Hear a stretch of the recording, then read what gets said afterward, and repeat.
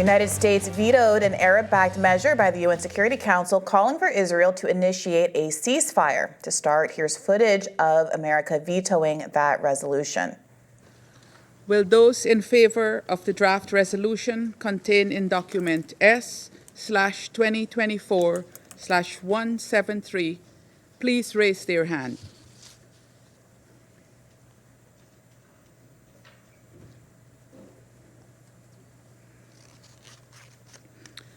Those against? Abstentions?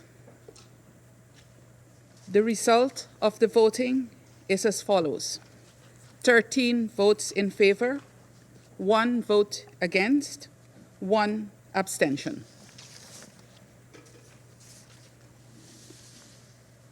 The draft resolution has not been adopted owing to the negative vote of a permanent member of the Council. UN Ambassador Linda Thomas-Greenfield justified her decision to kill the measure by arguing it would not achieve the goal of peace in the region and could instead exacerbate issues. Let's take a look.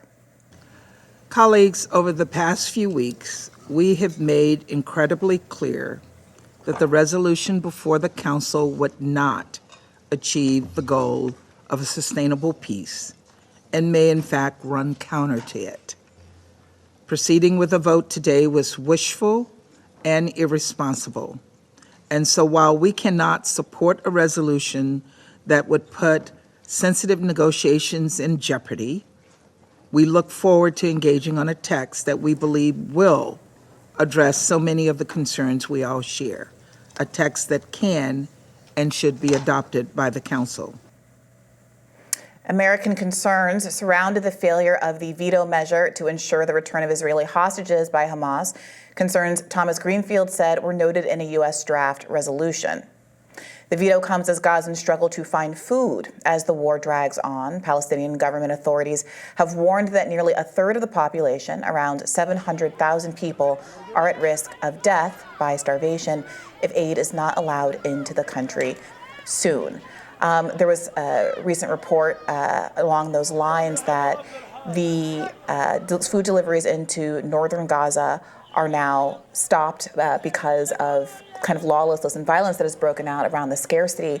They are concerned about the safety of the food trucks because people are so desperate at this juncture.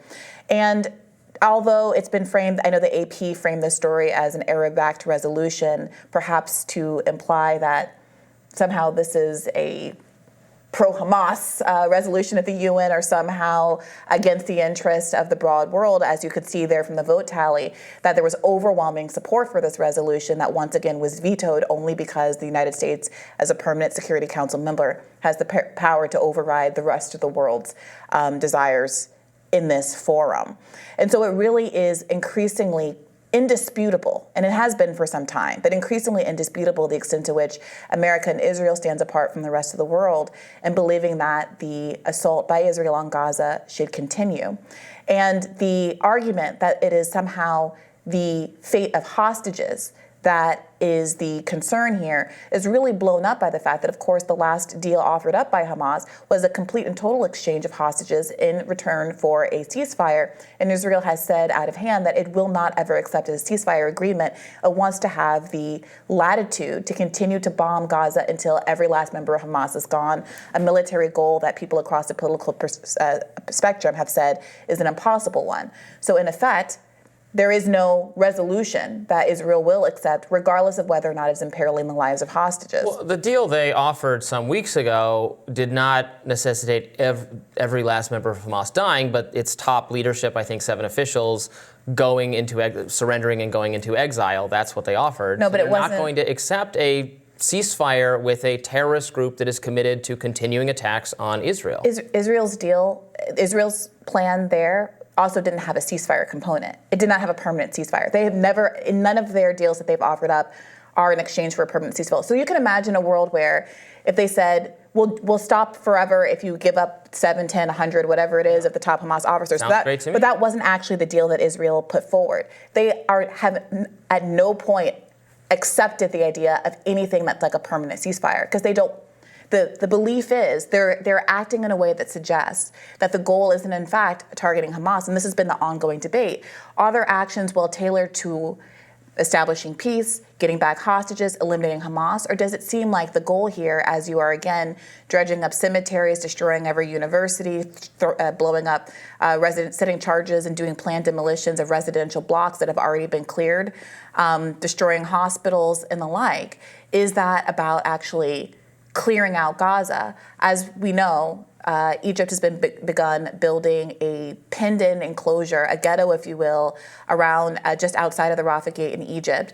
There have been innumerable articulated desires to push the Gazan population out of Gaza, perhaps permanently. There are acting toward the infrastructure, civilian infrastructure in Gaza, in a way that one would do if you wanted people to never want to return again because there's nothing to return to.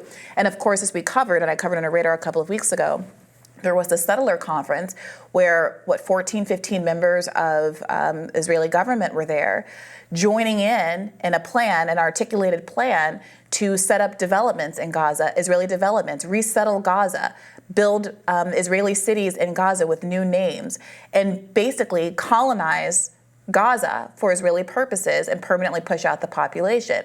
And the question is whether or not, with these UN vetoes and American aid, we are facilitating that ethnic cleansing process. Well, I would say Hamas is facilitating it as well by holding on. If they again surrender, take the exile, and that will stall the momentum to do what you think Israel's true motivation is. Again, I don't think we should support any of that effort. I wouldn't support what they're doing currently. I think not sending more foreign aid to both Israel and Ukraine is in the best interest of American national security and is in line with what taxpayers actually want. So I don't think we should willingly assist whatever they're doing, but the U.S. is not prepared to allow other countries, African countries, to order Israel to stand down without any assurance or reason to think that Hamas would also stand down. And the mismatch here that Hamas, as not technically a government to the same in the way that Israel is and is not bound by these kinds of constraints is a big problem in terms of working out these negotiations. But they're not. Israel's not going to stand down until Hamas is defeated to some reasonable degree. Right, but a second ago you said Israel won't stand down until Hamas will stand down. Hamas has said we will stand down and we'll fully exchange these hostages and we can end this conflict. Israel is the one that says surrender. Right. Well, meanwhile, the Times of Israel has released a new report. I'm just saying this is going to continue until that happens. The Times of Israel has released a new report finding the U.S.'s $14 billion aid package for Israel is crafted with an eye toward a multi-front war, not just a war in Gaza. Apparently, huge portions of aid are targeted toward, quote, replenishing weapons stockpiles, as well as helping Israel prepare for a potential future fight against Hezbollah, the Lebanese group.